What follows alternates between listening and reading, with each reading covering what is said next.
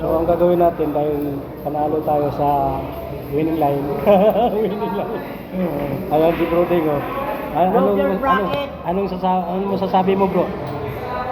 Ano Wala, Laglag? reklamo yung kalaban eh. Ayan.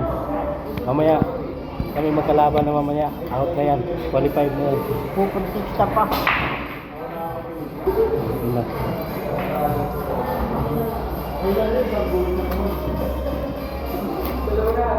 Lalaro ng tournament, hard loser. Di ba?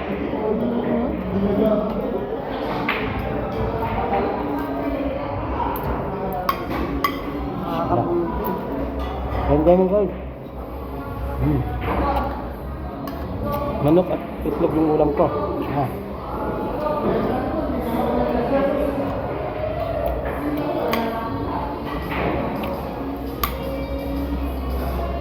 Na-post mo na yung kanina, binidyo mo? Ha? Hindi ka?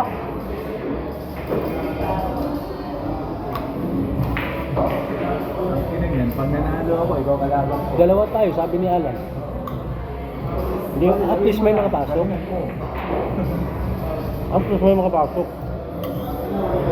Pag nakatatlo yata eh, at apat.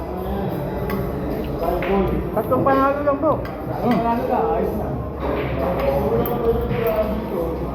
Galingan mo.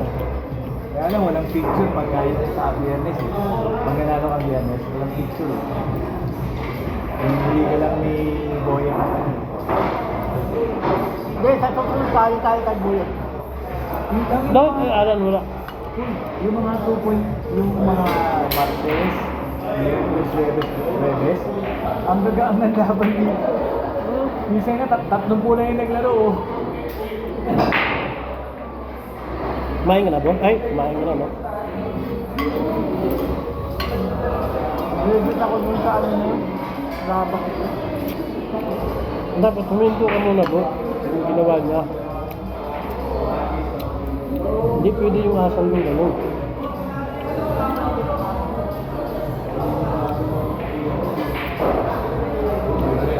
Anong dahilan daw bakit ka nag-hard loser? Magdid.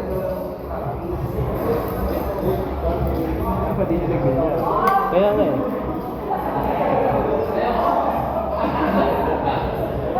Ayaw yatang matalo. Reklamo. Hindi ko naman tira ko, re-reklamo mo pa. No?